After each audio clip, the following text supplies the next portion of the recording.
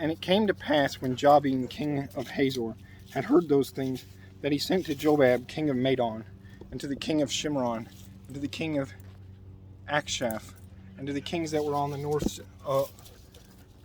of the mountains, and of the plains south of the mountains, and of the plains south of the Chinneroth, and in the valley, and in the borders of Dor on the west, and to the Canaanite on the east and on the west, and to the Amorite, and the Hittite, and the Perizzite, and the Jebusite, and the mountains, and the Hivite under Hermon, in the land of Mizpah.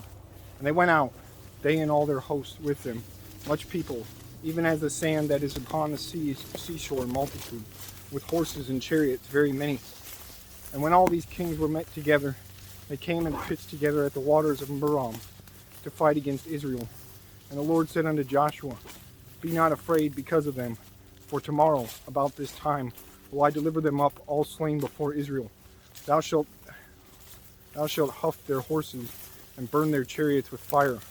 So Joshua came, and all the people of war with him, against them by the waters of Merom suddenly, and they fell upon them. And the Lord delivered them into the hand of Israel, who smote them, and chased them unto great Zidon, and unto Mizrapoth, Mem, and unto the valley of Mizpah eastward.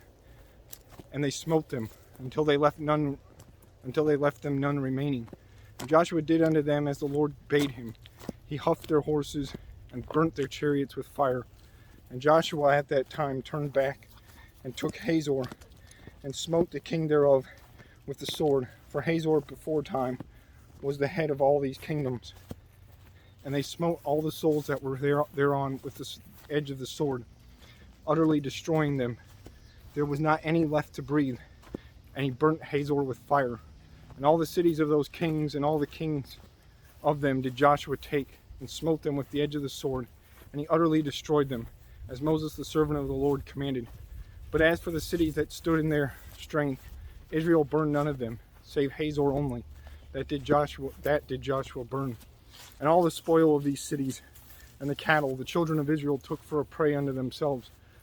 But every man they smote with the edge of the sword, until they had destroyed them, neither left them any to breathe. As the Lord commanded Moses his servant, so did Moses command Joshua, and so did Joshua. He left nothing undone of all that the Lord commanded Moses. So Joshua took all that land, the hills, and all the south country, and all the land of Goshen, and the valley, and the plain, and the mountain of Israel, and the valley of the same, even from the Mount Halak that goeth up to Seir, even unto Baal Gad, in the valley of Lebanon, under Mount Hermon. And all their kings he took, and smote them, and slew them. Joshua made war a long time with all those kings. There was not a city that made peace with the children of Israel, save the Hivites, the inhabitants of Gibeon. All other they took in battle. For it was of the Lord to harden their hearts, that they should come against Israel in battle, that he might destroy them utterly, and that they might have no favor, but that he might destroy them, as the Lord commanded Moses. And at that time came Joshua, and cut off the Anakims from the mountains, from Hebron, from Debir, from Anab, and from all the mountains of Judah, and all the mountains of Israel. Joshua destroyed them utterly with their cities. There was none of the Anakims left in the land of the children of Israel. Only in Gaza, in Gath, and in Ashdod there remained. So Joshua took the whole land, according to all that the Lord said unto Moses. And Joshua gave it for an inheritance unto Israel, according to their divisions by their tribes. And the land rested from war.